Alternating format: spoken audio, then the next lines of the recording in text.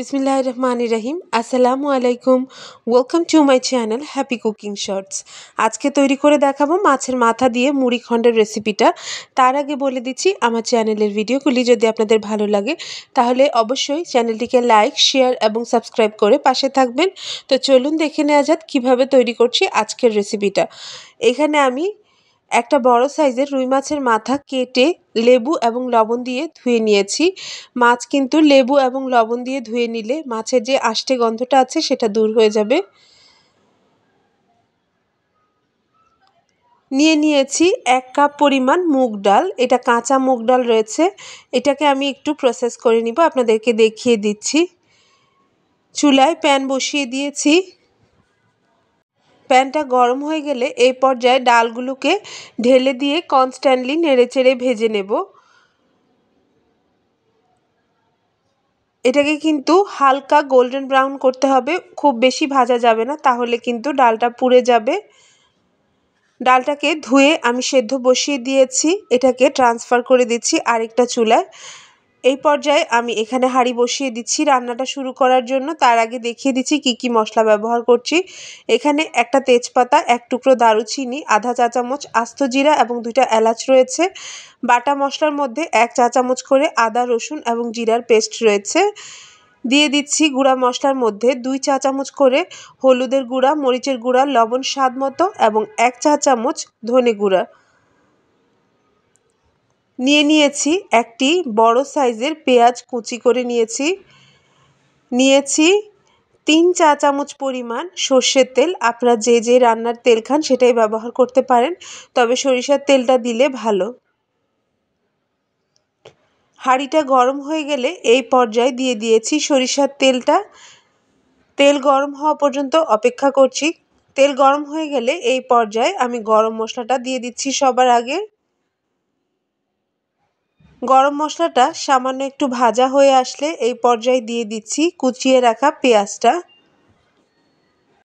পেঁয়াজ দিয়ে পেঁয়াজটাকে নেড়েচেড়ে ভেজে নেব। লাল লাল করে ভাজার কোনো প্রয়োজন নেই। এটা একটু হালকা কাঁচা ভাবটা চলে গেলেই একে একে বাটা মশলা এবং গুঁড়া মশলা মিক্স করে নিচ্ছি।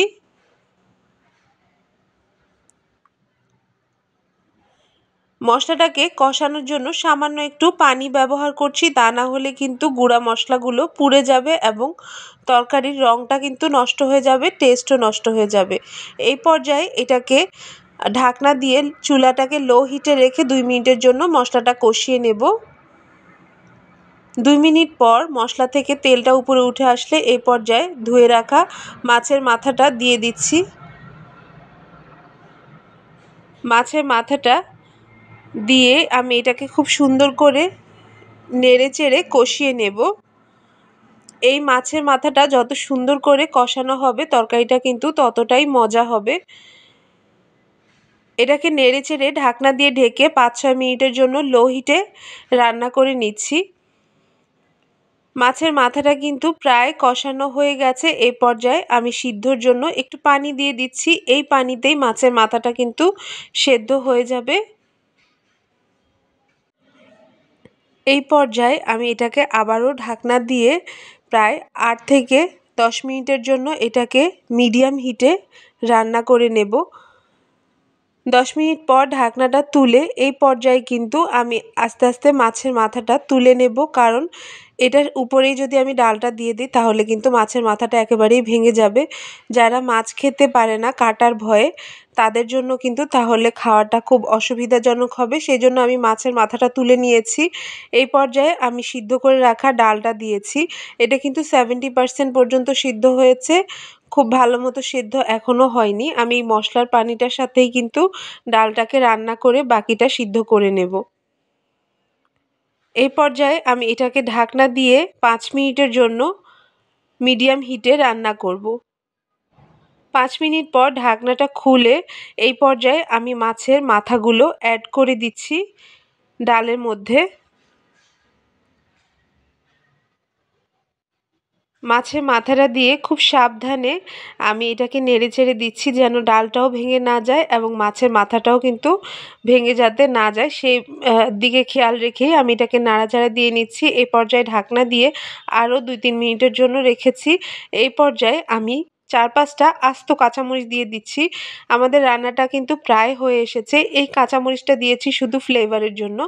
এই পর্যায়ে আমি ধনেপাতা দিয়ে দিয়েছি। রান্নাটা শেষ হয়ে এসেছে। দিয়ে দিব সামান্য একটু জিরার গুঁড়ি। এটা আমি ঘরে নিজের হাতে করেছি জিরার গুঁড়ি, সেটাই দিয়েছি। আমাদের রান্নাটা হয়ে গেছে। এই পর্যায়ে আমি চুলা থেকে নামিয়ে ডিশ আউট করে নিচ্ছি। আমার এই মুড়িঘণ্টের ভিডিওটা যদি আপনাদের ভালো লাগে তাহলে প্লিজ কমেন্ট বক্সে জানাবেন। আমার এই রান্নার ভিডিও থেকে যদি একটা মানুষও উপকৃত হয়, এটাই আমার ভিডিও বানানোর সার্থকতা। এই রান্নাগুলি কিন্তু খুব সাধারণ রান্না, আমরা সচরাচর সবাই বাসায় করে থাকি, কিন্তু এই রান্নাগুলো তাদের জন্য যারা একেবারেই রান্নাবান্না করতে পারে না। তো সবাই ভালো থাকবেন, সুস্থ থাকবেন, পরিবার পরিজনকে নিয়ে নিরাপদে থাকবেন। আল্লাহ হাফেজ, টাটা, সবাইকে শুভরাত্রি।